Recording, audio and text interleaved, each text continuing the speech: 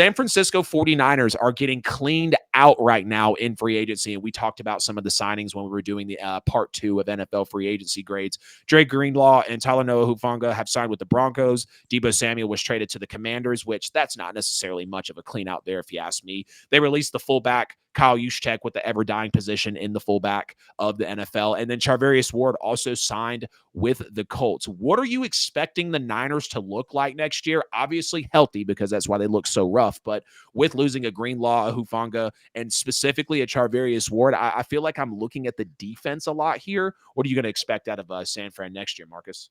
Yeah, I mean, yeah, you lose Deebo Samuel and some of the other guys, but you do, of course, still have Fred Warner, who I think is the most underappreciated linebacker in the league. I don't know why when we talk about the best linebackers in the league, his name isn't coming up consistently. Obviously, he's going to take over the green dot now that Greenlaw is gone, right? You still have the best left tackle in football, arguably, in Trent Williams, right? And so you do still have your 2 best players on the team. You still have Nick Bosa and all that good stuff.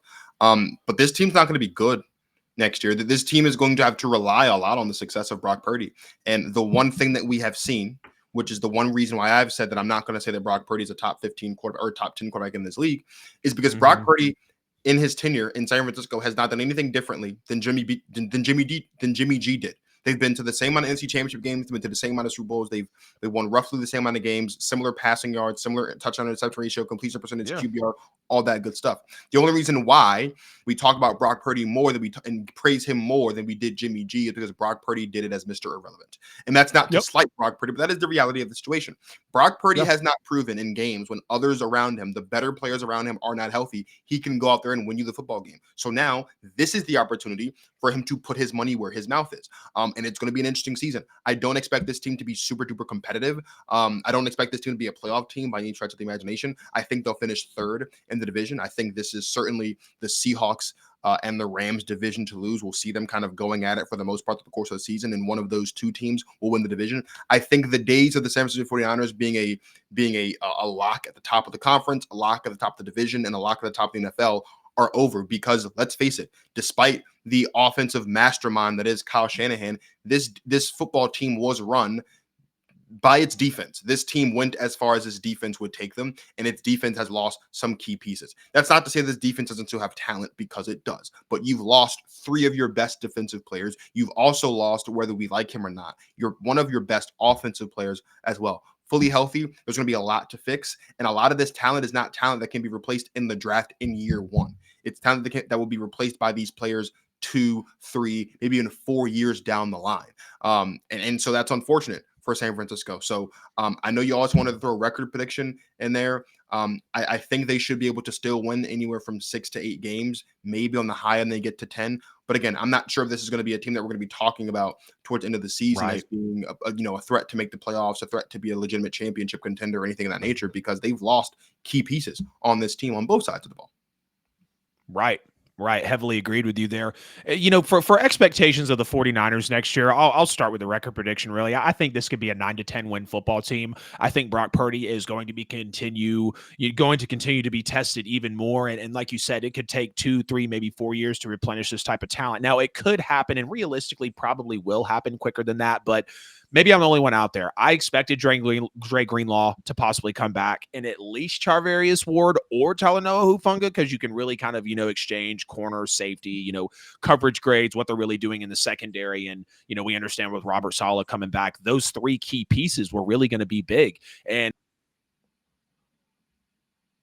if we're talking about expectations for the Niners next year, outside of being healthy, to look like without a star linebacker in Dre Greenlaw, without a Talanoa Hufanga, which was one of the better younger safeties for for the Niners. Now he's going to be, in that secondary in Denver. And I think it's going to look great. Charvarius Ward, at plenty of points was looking solid, locking up number 1 wide receivers as a number 1 corner. And when you're missing those, I think it's going to put more stress on your offense if your defense isn't able to perform, because if you're in a lot of shootouts, I don't trust Brock Purdy in a shootout. And now that with Deebo Samuel's gone, apparently Brandon Ayuk is still on the trade block. Like, we have until July to complete free agency. And I know a lot of the damage has already been done now, but there could be more to come down the pipeline. I'm nervous a little bit if I'm a Niners fan, and I understand Debo getting out and Kyle Juszczyk getting out isn't that big, but the Niners have been good offensively, but I've always felt like one of their real core strengths, if the offense isn't clicking, is the fact that, there is a Nick Bosa, there is a Fred Warner, there was a Leonard Floyd, there was a Charvarius Ward, a Greenlaw, Hufanga, and now you don't have that. I think they're going to draft well. They usually do. They'll probably get more active in free agency and just in the offseason as things go on. But I think we're going to see a new level of how can Kyle Shanahan adjust. I mean, thankfully, Robert Saleh just came back, but how can Shanahan, how can Purdy, how can CMC adjust offensively, knowing that that's where they specialize on the side of the football, to be able to overcome those deficiencies that the defense, is going to be able to potentially show them, because that's I mean, I'm probably just being prisoner of the moment, but off the top of my head, I can't recall a season in recent memory where the Niners were talked about at the elk that they are, at the tier that they are in the National Football League, and they've lost this caliber of player. Now, yes, Greenlaw was hurt. Now, yes, Hufanga was hurt. Yes, Charvarius Ward was hurt. So maybe, you can scratch everything I'm saying and say, okay, well, Adam, that's exactly why they just got rid of them. Correct. That could be true.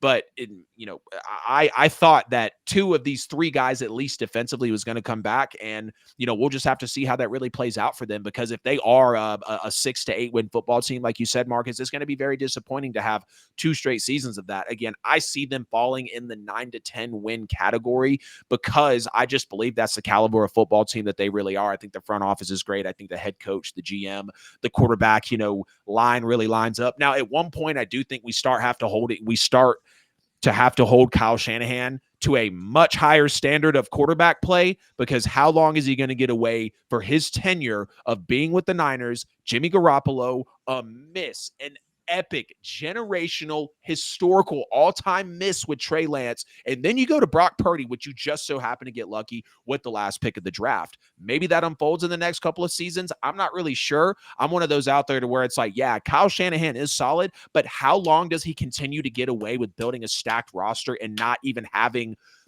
on a good day, a top 12 quarterback? Like, yes, Purdy and, Jimmy G at times could fall into that, but they're not game changers. There's a reason we call them game managers. There's a reason that you're not expecting them to beat you with their arm. And I think possibly this season, because of the defensive players departing, we could see some of that really come forward, to where, like, hey, the offense has got to click. And if it's falling short at the quarterback position with this payday looming for Brock Purdy, which I can't even begin to imagine what he might make, but hey, he's been to a Super Bowl. He's performed when he's needed to. Now, while the roster has been stacked around him, and we hear these comparisons like to Jalen Hurts, I think everybody sitting here will agree that Jalen Hurts is a better quarterback than Brock Purdy. And we've seen Jalen Hurts overcome the rosters before he's had them at this point to still play solid. Whether it was playoffs or Super Bowl or not is a different story. We're talking about what's on the tape, and I think Purdy's going to have to put some extra special things on tape this season.